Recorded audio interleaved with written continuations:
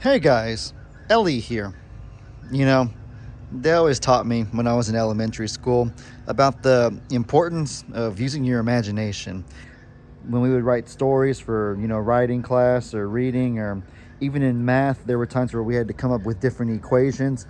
Like an example would be my second grade teacher said, okay, give me 10 equations that equal 20. So you would do 10 plus 10, 13 plus 7, 24 minus 4, different things like that. And that would be like a warm-up exercise we would do in math class. I remember that plain as day. And so most kids would do the different two-step equations, or like two numbers, like this plus this or this minus this, but I would go crazy. So if it was like adding, whoa, Kitty, be careful, you smacked yourself against that thing right there. Goodness gracious. Where'd the cat go? I don't know where he or she went. Anyways, I remember always doing the craziest stuff. But what I would do is things like 24 plus 7 minus 8 minus 3. Or I would do 71 minus 51 plus 18 minus 9 plus 3 minus 12. Something like that. Here, I'm gonna try to do really crazy. Now, I probably wouldn't go that crazy. I'm 22, so my brain's a lot more developed than it was when I was 8. But, so those are the kind of things I would do when I was 8. But now that I'm 22, about to be 23, now we might do something like 160 divided by 4 plus 7 minus 27. Whoa. Anyways, I don't mean to drone on about math, but my point was that I had a crazy good imagination when I was younger, and they just always stress the importance of using your imagination, how it can take you so far in life, being creative, you having an imagination.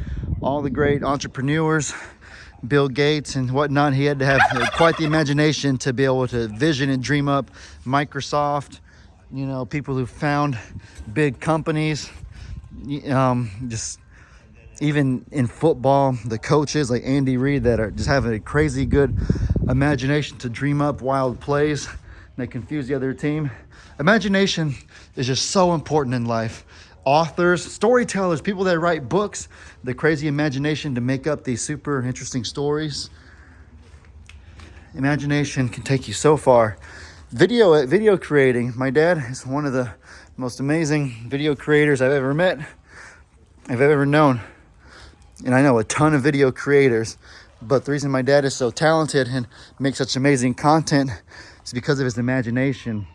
A lot of us around the family, my dad a lot of our most brilliant ideas and creativity is stuff that my dad kind of helped us come up with. Ideas that my dad came up with and we polished it or whatever. So his presence is really felt in everybody's videos because of his amazing creativity and imagination. So imagination really is the theme of the day. And the reason I thought about imagination and how it's special and important it is because there was a kitty, and I don't know where it went. It done ran off right now, but I was just amazed at how much of an imagination it must have to be able to entertain itself all day. It doesn't have TV, it doesn't have an Xbox, it doesn't have, different things. It doesn't have a sport it can play to entertain itself the way that humans do. Those are things that I do to entertain myself. But it sits there and it has rocks in front of it. I need to find the cat. I don't know where it went. Here, I'll put the video on the screen so y'all can see. But, I mean, look, you can see it playing with a rock. Literally playing with a rock. Like, who does that? That kitty does. That's how it has fun. That's how it passes the time. That's how it hones its hunting skills, making sure that its paws and all of its reflexes are sharp and on point. You see it, whatever that is on the ground, just running back and forth, probably just pretending that it's getting chased by something, like it's pretending it was a predator and trying to run for its life, trying to juke it out, zigzag like a football player. There's no telling what's going on in that cat's mind. But it's crazy though that with seemingly so little in front of it, they're able to make so much out of it. And maybe that's because it might be so little to us because we're used to, the sophisticated technology and human type stuff.